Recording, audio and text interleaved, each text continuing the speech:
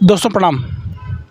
एक बार फिर से कभी संतोष चैनल पर आप सभी देशवासियों का हार्दिक स्वागत। बंदन, मैं संतोष। आज ये टीम फ्रेम में दिखाई पड़ रही, हम लोग बैठे हैं और बहुत ही दुखद समाचार के सम्मेलन में हम लोग गए थे। एक दुखद समाचार में हम लोग सम्मिलित होकर के लौटे हैं और बहुत पीड़ा है, बहुत दर्द है। लेकिन इतनी दूर दूर से हम लोग इकट्ठा हैं एक साथ, मन में आया कि वो दर्द आप सभी दोस्तों से शेयर करें। आज जनपद जौनपुर नटखट घराने से बिरहा जगत के बहुचर्चित कलाकार पप्पू जौनपुरी साहब हमारे बीच नहीं रहे। काफ़ी दिनों से बीमार चल रहे थे। बहुत अच्छा ताल्लुक़ उनका बिरहा जगत के सभी कलाकारों से रहा होगा और छोटे बड़े जितने भी कलाकार हैं सबके साथ उन्होंने लगभग मंच शेयर किया होगा। एक अद्भुत कलाकार थे, जनपद जौनपुर की शान लोग कहते थे उन्हें। ऐसे कलाकार का समय हमारे बीच से चले जाना बहुत दुखद है और बहुत पीड़ा है। बिरहा जगत के जितने भी लोग उनको जानते रहे, सबकी आंखें उनके जाने से नम है, सबके दिलों में दर्द है।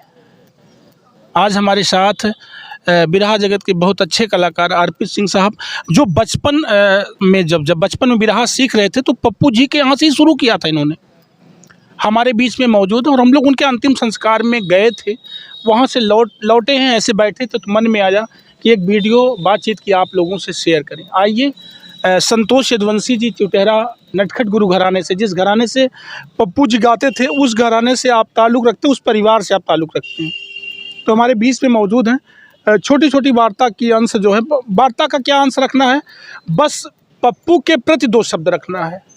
और मैं गुजारिश करूँगा संतोष भैया, अर्पित जी, कि कुछ जो है पप्पू जी के लिए 2 शब्द श्रद्धांजलि के रखे जाएं, बातों से ही सही। बहुत बहुत धन्यवाद। आपके चैनल को जितने लोग देख रहे हैं, मैं सबका बहुत बहुत हार्दिक स्वागत, अभिनंदन, वंदन करता हूं। और आज बिरहा जगत में एक बहुत बड़ी क्षति हुई है। पूर्वांचल का एक ऐसा कलाकार जौनपुर से चला जाना, ये बहुत दुख की बात है। और हमारे नटखट घराने में ऐसा कलाकार न पैदा हुआ था न पैदा होगा। जो आवाज़, जो अदायगी पप्पू जौनपुरी के अंदर थी, हमें यह उम्मीद है कि बिरहा जगत में वह किसी के अंदर नहीं है। एक चीज़, दूसरी चीज़, कुछ ऐसा उनका छाप रहा बिरहा जगत में, जैसे मलाही गीत पप्पू अकेला जी जौनपुरी जी जब गाते थे तो यह मालूम पड़ता था कि हकीकत में मल्लाह के परिवार से बिलोंग करते हैं। लेकिन कुछ समय ऐसी थी, समय की घड़ी ऐसी थी, जो आया है उसको जाना है, यही तो सत्य है। कुछ दिक्कतें हुई, परेशानियां हुई, स्वास्थ्य बिगड़ गया और जो है कि आज हम लोगों के बीच नहीं रहे। और मैं और आदरणीय हमारे छोटे भाई अर्पित सिंह, सुदामा जी, संतोष यादव गजना, दयाराम यादव कवि जी, अर्जुन पांडे जी, तमाम ऐसे कलाकार साथी और हम लोग इकट्ठा होकर के, आदरणीय हमारे संतोष कवि जी, सब लोग गए वहाँ पर। और पूरी स्थिति को देख करके बहुत दुख हुआ कि भगवान, जाना तो सबको एक दिन है, लेकिन पप्पू जी ने जो अपना छाप छोड़ करके जौनपुर से चले गए, उसकी भरपाई यह बिरहा समाज कभी नहीं कर पाएगा। और हम लोग कुछ ज़्यादा नहीं कह सकते, क्योंकि क्या है कि हम लोगों के भी अंदर बहुत दुख है। हम भले बयान न कर पाएँ आपसे, भले न रोएं आपके सामने, लेकिन यह आत्मा कबूल नहीं करती है कि पप्पू जौनपुरी जी हम लोगों के बीच में नहीं है। इसलिए मैं उस आत्मा को मालिक से, ऊपर वाले से यही निवेदन करूंगा कि हे प्रभु, उस आत्मा को स्वर्ग में उचित स्थान देना और उस परिवार को सहन शक्ति प्रदान करने की क्षमता भी देना। और मैं ज़्यादा कुछ और नहीं कह पाऊँगा और न कुछ कहने की स्थिति में हूँ। आप संतोष यदुवंशी जी को सुन रहे थे, नटखट घराने के बहुत ही बहुचर्चित कलाकार, बिरहा के बहुत अच्छे पॉपुलर कलाकार। आप पहचान के मोहताज नहीं हैं। और मैं जानता हूं कि पप्पू जी से बहुत पारिवारिक नाता रहा है। पप्पू जी से आप बहुत परिवार की तरह से जुड़े थे। वजह, जब भी आजमगढ़ से आते थे तो पप्पू भैया की दुकान, यानी पप्पू भैया की जो डिस्पेंसरी थी, उनका घर था, बिल्कुल कॉर्नर पर लगता था। उधर से आने वाले सारे कलाकार, बनारस से आने वाले सारे कलाकार पप्पू भैया के यहाँ 2-4 मिनट के लिए ठमक जाते थे, रुकते थे। अभी बहुत सारे लोग जान ही नहीं पाए कि पप्पू जी की डेथ हुई। आइए अर्पित से भी 2 बात करते हैं। अर्पित, क्या कहना चाहोगे पप्पू के लिए? कब से जानते थे पप्पू को? पप्पू से कैसा ताल्लुक संबंध था आपका अपना? सबसे पहले कवि जी, उस महान आत्मा आदरणीय पप्पू कवि जी के मैं सत नमन करता हूँ, क्योंकि बिरहा मैं गा तो रहा हूँ, लेकिन बिरहा में एंट्री कराने वाला अगर कोई शख्स था तो वो पप्पू कवि जी थे।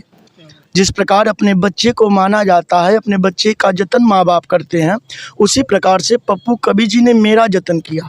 ढोलक का थाप क्या होता है ये हमें पप्पू कवि जी ने सिखाया। मुझे ये पता ही नहीं था कि बिरहा होता क्या है। ये दिन पप्पू कवि जी की थी। बीच में पारिवारिक कुछ उलझनों से मैं दूर चला गया। इसी बीच कवि जी से साथ छूटा, लेकिन प्रेम नहीं छूटा। आज भी कवि जी से वही लगाव था। मैं बनारस रहते हुए भी जब मुझे सूचना मिली कि कवि जी अब हम लोगों के बीच में नहीं हैं, तो मैं बनारस से अपने बड़े भैया संतोष यादव चुटहरा आजमगढ़, संतोष भैया गजना जी से बात किया। उन्होंने कहा कि हम तो जा रहे हैं कि भैया हमें भी लेते चलिए। और वहाँ जाने के बाद जब हमने आज पप्पू कवि जी को देखा और फिर 10 साल पीछे जाके उनके फेस को मैंने रिपीट किया, मेरी आंखें नम हो गई। मेरे पास कोई शब्द नहीं शब्दकोश में कि मैं उनके प्रति कुछ व्यक्त कर सकूं। इसलिए मैं बार बार ईश्वर से यही प्रार्थना करूंगा कि गुरु भगवान जहां भी रहे उन्हें ईश्वर मोक्ष प्राप्ति दें और स्वर्ग में ऊंचा स्थान दें। यही मैं प्रार्थना करूंगा भगवान से। कहते हैं पुरुष बलि नहीं होता है, समय होत बलवान।